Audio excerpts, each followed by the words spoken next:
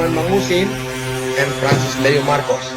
I was once Norman Mangusin and I am Francis Leo Marcos.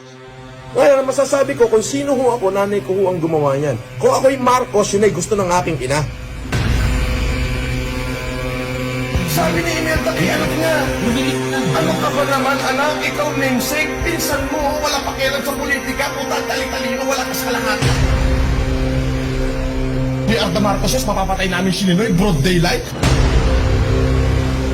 Huwag niyo pong idikit yung pangalan ko kay dating Senador Bongbong Marcos at kay First Lady. Wala po silang kinalaman sa aking ginagawa. Wala pong pamumulitika to. Nagkataon lamang po na Marcos Foundation at nagkataon din pong eleksyon at tumatakbo po yung aking pinsan sa pagka-vice presidente. Ako po, pinanganak akong super yaman. Makikipagsunugan talaga ako ng pera sa kanila. Gusto nila, sunugin nila ako ng pera nila. Pero sisiguraduhin ko, hindi pa ho ako napapasok. Ubus na yung pera nila. Si Imelda sa akin humihingi ng pera, si Bongbong sa akin humihingi ng pera, si Amy sa akin humihingi ng pera. Ibig sabihin na sa akin lahat ng kayamanan ng Marcos. Oo, sino ang Marcos niya? Sige! Lang yan. Binuhos ko na nga ho lahat eh. Lahat. All out na ako. I will put it in millions. Sobrang daming millions po nang nagastos ko na. Baka kalahati na ho ng isang ira ng isang buong munisipyo. Uulitin ko, hindi ho milyon lang ang nagagastos ko. Milyon ho talaga. Sobrang laki.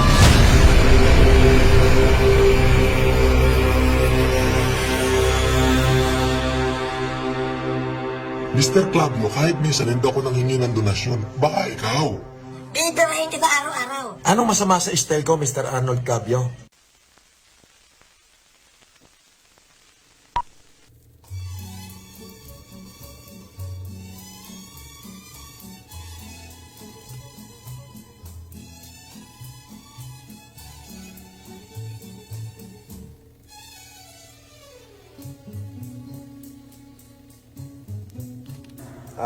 Unang-una ho, mga kapatid, huwag niyo pong idikit yung pangalan ko kay Senator, Amy, kay Bongbong, at kay First Lady.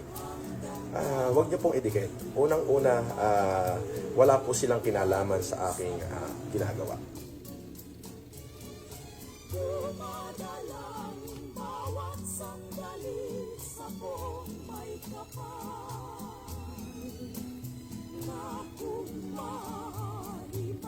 Kaya lang masama yung love ko, yung sinasabi ko, 1986, it was really a total betrayal. I've seen the conversation of my family, my father, my uncle, that what they want, what they really want is just simple. To live this country at peace, my family dreaming, all the Filipino living in comfort, their children going to school, and be a self-reliant Filipino.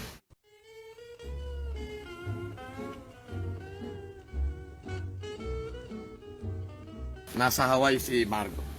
We were there that time. Okay, totoo yun. Dumating si Doy. Ano yung dad ko? Hindi na nakapagsasalita si FF. Sa Doy, kumusta? Yun lang. Sabi ni Doy, Doc, then my father interrupt. My father is a doctor. Pacifico Edralin Marcos. Sabi niya, Doy, eto last will ni FM. Malibing lang siya dun sa Paway. 90% ng kayamanan na acquired namin, 90% of all our family earthly good, ibibigay sa Pilipinas, basta paandarin lang ang Bataan Nuclear Power Plant. Alam mo ang sabi ni Cory? I want the Filipino suffer so they will hate Marcos. That is the very exact word of Corazon Aquino.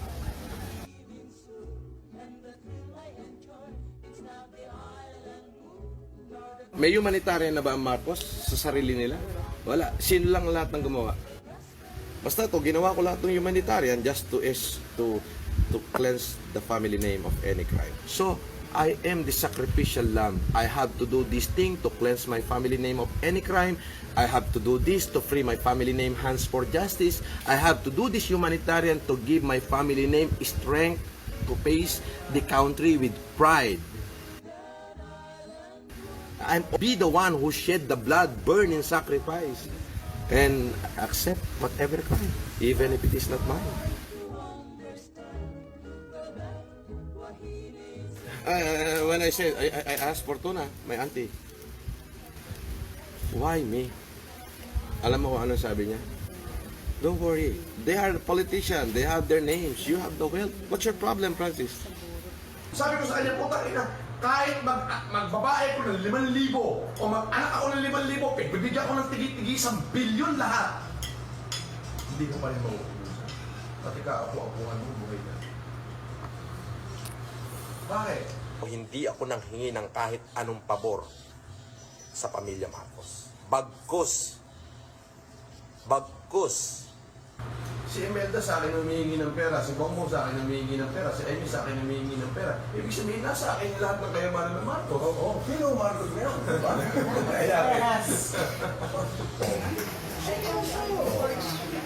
My mom died, my father died. So what do I do? Wala na si Papa. Ano gagawin ko? Pati ho yung aking inay na nauungkat pa. Ayoko na hong palabasin ng aking ina. Pero kung kinakailangan siya'y lumabas, lalabas ko siya. Ako ho'y napapagod na.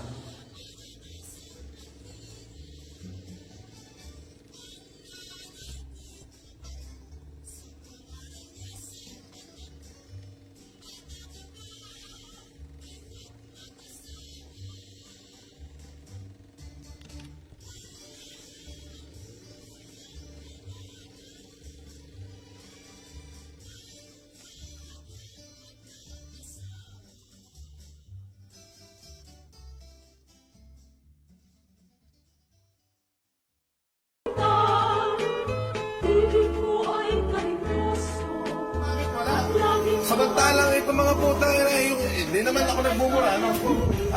Samantalang itong si Cory Aquino, na putang ng Madjongera, nanay nitong kabila, si Bansi. Sila nagpapatay sa tatay nila, ano ka ba? Totoo yan! Alam mo ako, putang ina, 30 taon na ako nagtatago eh. Putang ina yung sama ng loob ko. 30 years, putang ina, they put us on shame. Pero totoo, tatay, sila nagpapatay sa tatay nila. Bakit sila nagharang ko totoo? Hoy, di totoo. Di dapat sigawan nila ako rito. Gusto mo naman, kapit ba? Yes! Tapat mo lang? Yes! O, tingnan mo, nagharang mo. Di ba dapat ganyan lang screen? Tingnan mo. O, di ba, tingnan mo yung screen. Ito, screen, o. Lahat kami rito, record yan. Bakit nagharang? Kasi ayaw lang makita mo ako. Kasi araw-araw nila naririnig na putang ina. Yun, sila ang nagpapatay sa kanilang ama. Para ano? Anong putang ina papapatay namin, Marcos? We are the Marcoses, mapapatay namin si Ninoy, broad daylight. We are the Marcoses, mapapatay namin si Ninoy, broad daylight. We are the Marcoses, mapapatay namin si Ninoy, broad daylight. May mga media na awang. Pare, come on. I could not see any logic in there. Dahil kailan pa man, yan ang dapat mong malaman at huwag limutin ngayon pa lang. Ang ibig ko sa asawa ay ako lamang ang titingnan.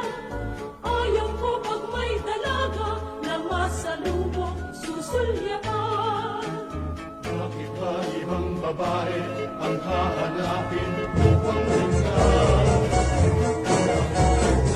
Norman Mangusin and Francis Leo Marcos. They asked if it is the same person. I said yes. I was once Norman Mangusin and I am Francis Leo Marcos. Kung sino po ako ngayon, yan po ay dahilan sa aking nanay, sa aking ina. Nagkataon po na yung aking ina ay inspired sa mga mabubuting gawa ng dating Pangulong Ferdinand Marcos. Sabi ng nanay ko, ikaw yan eh. Yan ang gusto kong pangalan mo eh. So ano ang gagawin ko? May kasalanan ho ba ako doon? Pinahanap ko nga ako kung may record nga yung Norman Mangusin ng kasamaan. Wala naman criminal na ginawa eh. Tanong ako sa abogado ko, I am Norman Mangusin and Francis Marcos is the same person. May problema ba? Sabi ho ng abogado ko, wala. Ulitin ko po. Ako po si Francis Leo Marcos. Kung sino po ako ngayon, nanay ko po ang may gawa.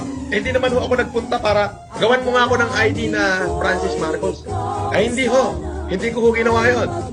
Nahihirapan ho ako eh. Magmula nung nagkaisip ako, kung sasabihin ko na lang, na sino ka, Francis Marcos, kaano-ano mo yung Pangulo? Mali ko ho dyan. Kaano-ano mo yung Pangulo? Mali ko ho dyan. The dream of every Filipino is true. That even in this understand the Paganist legacy, we can tell the world that the wave of the future in the country of Philippines is not totalitarianism, but a democracy. Tipiko, itinanganak na mas matalino kay Ferdinand Marcos.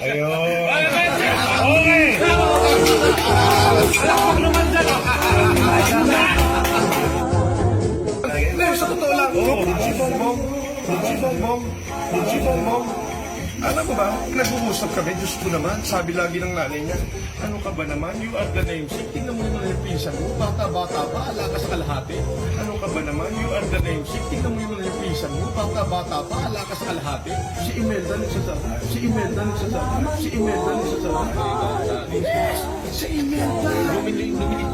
sabi ni Imelda kay anak niya, ano ka ba naman, anak, ikaw namesake, pinsan mo, wala pa kailan ka politika, tatalik-talino, wala ka sa kalahati. Ano ka ba naman, anak, ikaw namesake, pinsan mo, wala pa kailan ka politika, tatalik-talino, wala ka sa kalahati. Lang ang pag-ibig ko sa'yo ay huwag masayang.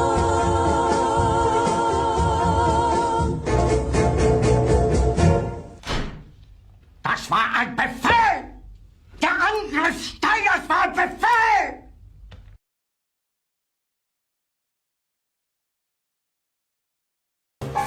Ito naman to, basta your beauty, grabe, pag nakita mo kayo ibang painting ng US Woman. Ng painting, yan daw yung itsura nung naupo kayong congresswoman. Ayan. And this one, nung daw pumunta kayo sa Rose Garden with Ronald Reagan. Yan, ang galing yung story ng painter eh. Yan. Yan, that is the story of Ronald Reagan. Teka na, ito eh. May the greater architect of the universe, with his divine providence and infinite wisdom, will strengthen your life. I pray to the greater Lord to give you more life, for you to live long enough to see the end of this. Without me, it's all failed. Do you think I won the election because she is Annie Marcos? No. She won the election because she is your daughter. Ngayon po, meron akong bago, baka gusto nyo, ako po ang chairman. Meron I will shoulder whatever it takes until you finally. No problem. Hindi ka naman uurus ng 1 million so.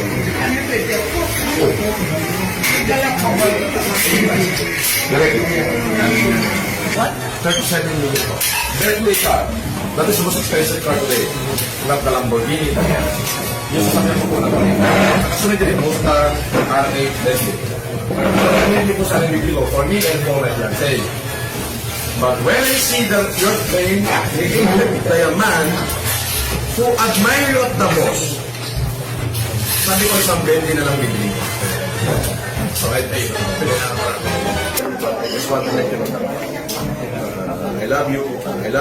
I pray na tumaba pa yung buhay mo. Inaway niya ako, nasa Australia ako, inaway niya ako eh. Lilisa. Oh, 2016.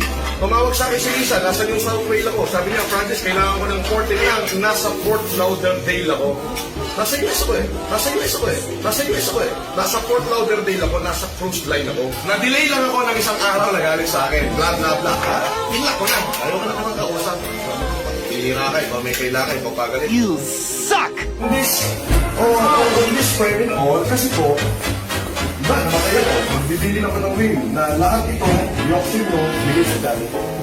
More than 10 pen. Ano yung pwede? Pero, tita, tell me, kung saan ipadadala to, padadala ko. Whatever you want, if you want to win this home, you can have it. This is 24 carats gold.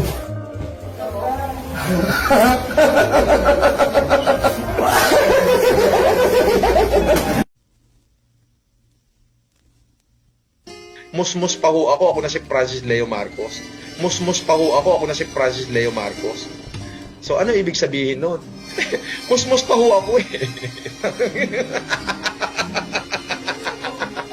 Pinipilit nyo ako idikit kay Senator, pinidikit nyo kay Bongbong, kay First Lady. Wala naman ho akong ano para sa kanila.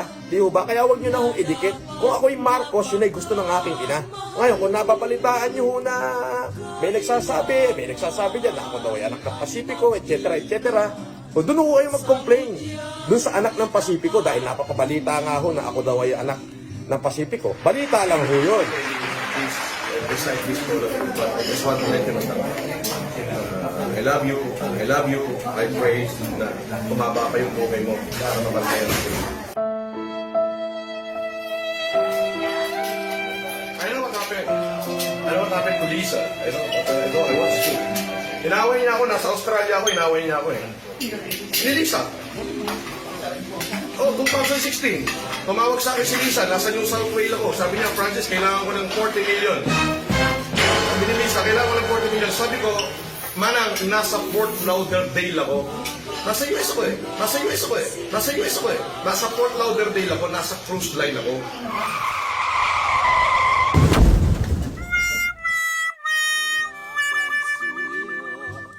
Na-delay lang ako ng isang araw na galing sa akin. Blah, blah, blah. Bilak ko na. Ayaw ko na ko kausap. Sabi ko, pihira ka. Ikaw may kailangan. Ikaw pagalit. You suck!